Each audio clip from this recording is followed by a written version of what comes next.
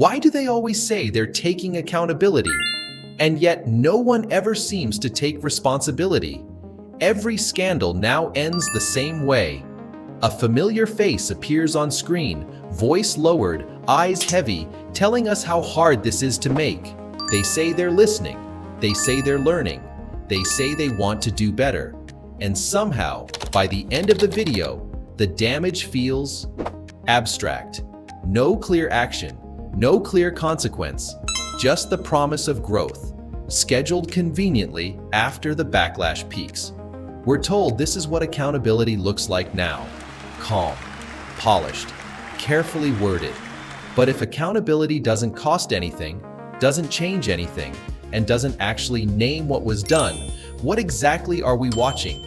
Stay till the end. Because once you see how celebrity apologies became a repeatable content format engineered to protect careers, not confront harm, you won't hear the words, "I'm sorry," the same way again.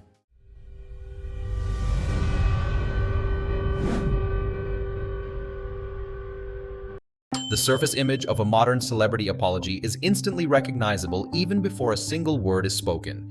The camera is close but not too close. The lighting is soft, forgiving, almost domestic. Gone are the bright studios and red carpets. In their place, a neutral wall, a couch, sometimes the edge of a bed. The setting signals intimacy, not authority. You're not being addressed by a public figure. You're being invited into a moment. This is not accidental. In the first few seconds, the tone is established. A pause, a breath, sometimes a visible swallow, as if the weight of the moment needs to be physically demonstrated. The voice drops slightly lower than usual, slower, more careful. This is the sound of seriousness, the sound of someone who wants to be taken seriously. The apology doesn't begin with what happened. It begins with how difficult it feels to speak.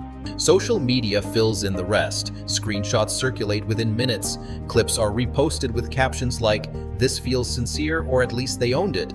Reaction videos follow, dissecting facial expressions, tone, body language. The internet becomes a jury analyzing vibes, not facts. And the apology, before it's even finished, is already being graded.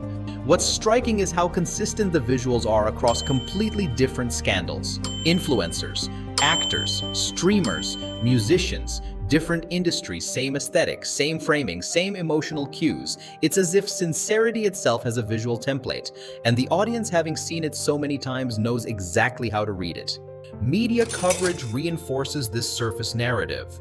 Headlines rarely quote specific actions. Instead, they focus on the apology itself, breaks silence, addresses controversy, responds to backlash. The act of speaking becomes the story. The words don't need to resolve anything. They just need to exist. Once the apology is uploaded, the news cycle can move forward. Comment sections play their role too. Some rush to forgive, some demand cancellation, but both sides are responding to the same performance. The apology becomes a mirror reflecting whatever the viewer already believes about the person. Fans see growth, critics see damage control, and in that noise, the original harm starts to fade into the background. What's rarely shown on screen is context, not legal context, not historical context, emotional context. Who was affected, how long the behavior lasted, whether it was a mistake or a pattern. Those details complicate the narrative, and complication is the enemy of a clean apology arc. Instead, we get generalities. Words like mistakes, learning, journey. The language is deliberately soft-edged, flexible enough to apply to almost anything. It allows the speaker to acknowledge wrongdoing without ever fully inhabiting it. The apology feels complete even if nothing concrete has been addressed. And that's the brilliance of the surface image. It doesn't demand resolution, it demands reception. The audience is placed in a subtle position of power. You're invited to judge not the act but the tone, not the impact but the intention. Forgiveness becomes an emotional reaction, not a moral conclusion. If it feels sincere, it must be sincere. If it sounds accountable, it must be accountability. But this is only the outer layer, the part designed to be seen, shared, and consumed quickly. Because once you look past the lighting, the pauses, the carefully chosen words, a different structure begins to emerge. One that has less to do with remorse and far more to do with survival. Once the apology format proved effective, it didn't stay spontaneous for long. It evolved, it standardized, and eventually it became mythology. In this mythology, the public figure isn't someone responding to harm, they're someone bravely enduring a storm. The scandal is framed not as a consequence of their actions, but as an external force they must survive. Backlash becomes adversity, criticism becomes noise, and the apology becomes a heroic act of vulnerability. You can see it in the language that follows these videos. It took courage to post this. They didn't have to address it, but they did. We're all human. The bar quietly shifts. Accountability is no longer about repair. It's about exposure, about showing up emotionally, not changing behavior materially. PR teams understand this instinctively. Modern apology statements are rarely written to clarify facts or accept liability. They're written to reframe identity. The goal isn't to say I did something wrong. The goal is to say I am the kind of person who reflects, learns, and grows. Once that identity is reestablished, the specifics become negotiable.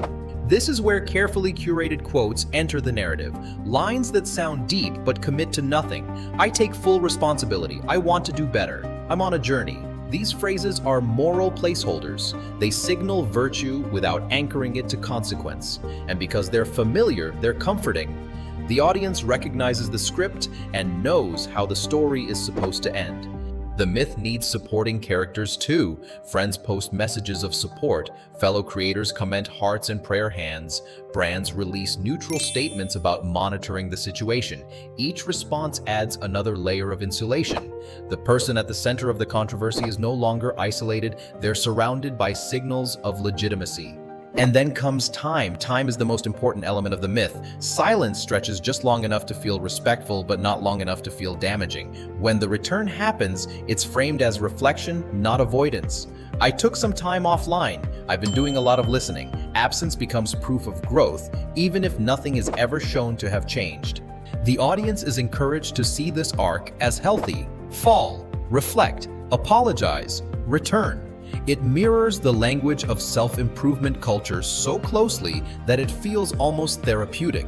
Watching someone take accountability becomes a feel-good experience regardless of whether accountability actually occurred. What's quietly erased in this myth is the people affected by the original behavior. Their pain doesn't fit the redemption narrative. They don't get background music or supportive comments. Their role ends once the apology begins. From that point on, the story belongs to the person apologizing. This is how apology turns into branding. Each scandal becomes an opportunity to demonstrate emotional maturity. Each controversy becomes content, and each apology reinforces the idea that growth is something you declare, not something you prove. By the time the myth is fully formed, questioning it feels rude. If someone says they're learning, who are you to doubt them? If they've apologized publicly, what more could you want? The language shuts down scrutiny by appealing to empathy. But empathy without accountability is just sympathy wearing a disguise. And this is where the myth starts to crack. Because once apologies are optimized for image, rather than repair the next scandal doesn't feel surprising anymore. It feels inevitable. Once you strip away the mythology, what's left is a system that runs less on remorse and more on risk management. At this stage, apologies are no longer personal decisions. They're operational responses. When a scandal breaks, the first question isn't who was hurt. It's how bad is this going to get? Metrics are checked, engagement is monitored, legal exposure is assessed, brand partners are consulted, and only then does the language of accountability enter the room. This is where the real incentives become visible. Most modern apology videos are designed to do three things at once: lower public anger, avoid specific admissions, and preserve future earning potential. That's why details are scarce. Specifics create liability. Naming victims creates responsibility. Describing actions clearly makes forgiveness conditional. Vagueness, on the other hand, keeps every door open. Notice how often apologies focus on intent instead of impact. I never meant to hurt anyone. That wasn't who I want to be. Intent is safe territory. Impact is dangerous. Impact forces questions about repair, restitution, and consequences. Intent invites empathy without obligation. The timing is calculated too. Apologies rarely arrive at the peak of outrage when emotions are raw and demands are sharp. They arrive after a pause long enough to feel thoughtful, short enough to stay relevant. The goal is to catch the moment when anger starts turning into fatigue, when people are ready to move on if given permission. That permission comes wrapped in emotional language. Tears help, but not too many. Silence helps, but not too long. The balance is delicate. Cry too much and you look manipulative. Cry too little and you look cold. The performance has to land in the narrow space that feels human without appearing strategic, even though it is. Behind the scenes, entire teams exist to rehearse this balance. Crisis managers advise on phrasing. Lawyers remove anything that sounds like an admission. Publicists shape tone. The final product is a carefully engineered artifact optimized for maximum forgiveness and minimal consequence. This is where apology culture becomes especially hollow, because real accountability usually costs something: money, status, access, power. It involves changing behavior in ways that are visible and inconvenient. It often requires stepping back, not rebranding. But in the influencer economy, stepping back means disappearing, and disappearing means losing relevance. Relevance is currency, and currencies are protected. So apologies are framed as growth moments rather than interruptions. This doesn't define me, I'm committed to being better. The narrative pushes forward, always forward, even if nothing underneath has shifted. The system doesn't reward pause, it rewards recovery. Meanwhile, those harmed by the original behavior are left navigating the aftermath alone. Their stories don't trend. Their pain doesn't monetize well. They're expected to accept the apology quietly because the internet has already decided it's time to move on. Forgiveness becomes a social obligation, not a moral choice. And when forgiveness doesn't arrive on schedule, the tone shifts. Critics are accused of piling on. Victims are framed as dragging things out. Calls for accountability are labeled harassment. The language of kindness is weaponized to protect power. We all make mistakes. No one deserves this level of hate. Suddenly, the conversation isn't about harm anymore. It's about civility. This is the most effective trick of all. By reframing accountability as cruelty, apology culture shields itself from scrutiny. It teaches audiences that demanding more is unreasonable and that accepting less is maturity. The bar keeps lowering not because people are less ethical, but because the system is designed to normalize minimal effort. And once you see that system clearly, the question shifts. It's no longer, was this apology sincere? It's, what would sincerity even look like in an environment where saying sorry is cheaper than changing? Because in a culture where apologies are optimized for survival, responsibility becomes optional as long as the performance is convincing enough. Zoom out, and apology culture starts to look less like a series of individual failures and more like a reflection of the environment that rewards them. This isn't just about celebrities or influencers lacking morals. It's about a media ecosystem that confuses emotional expression with ethical action. In a world driven by speed, visibility, and constant output, accountability has been reshaped to fit the logic of the feed. What matters most isn't whether harm was repaired, but whether the narrative was stabilized. Social platforms thrive on closure. Outrage spikes, then collapses. Algorithms favor resolution over reflection, movement over pause. An apology video doesn't just respond to controversy, it resets momentum. It gives the audience a sense of completion, even when nothing has been completed at all. The story feels finished, so the system moves on. Fans play a crucial role in this process. Defending a public figure often becomes a way of defending one's own emotional investment. If you've built part of your identity around supporting someone, admitting they caused harm threatens more than their image. It threatens your judgment. So forgiveness arrives quickly, sometimes aggressively aimed not at healing but at restoring comfort.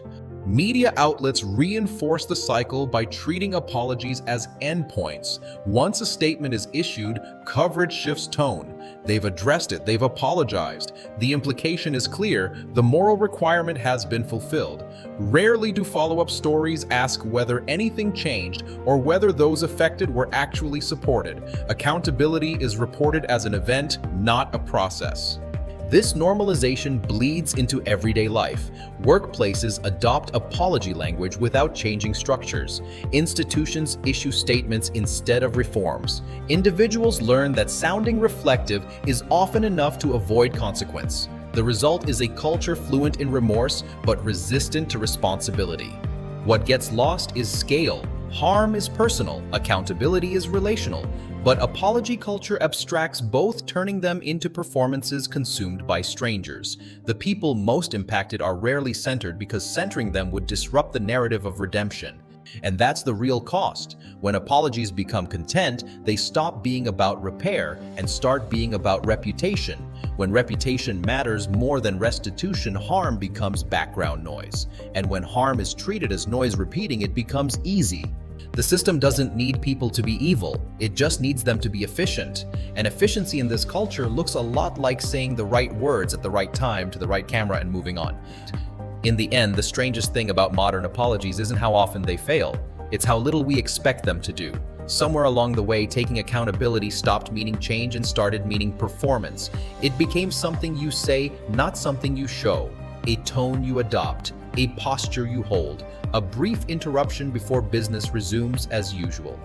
And maybe that's why these apologies feel so empty. They're designed to soothe the audience, not to confront the damage. They offer emotional closure without moral resolution. They ask for empathy without earning trust. They promise growth while carefully avoiding any proof that growth has happened. What we're watching isn't remorse, it's maintenance. Maintenance of relevance, maintenance of brand safety, maintenance of a public image that can survive almost anything as long as the delivery is calm and the language sounds sincere enough. The apology doesn't end the story, it protects it. So the next time someone looks into a camera and tells you they're listening, learning, and doing better, it might be worth asking a quieter question. Not, do they sound sorry, but what changed after the video ended? Because real accountability is inconvenient, it lingers, it costs something, it shows up in behavior long after the comments stop loading and the algorithm moves on. And if nothing changes, if the same patterns repeat, the same harm reappears, the same apologies roll out on schedule, then maybe the truth is simpler than we'd like to admit. They're not sorry, they're just very good at saying it.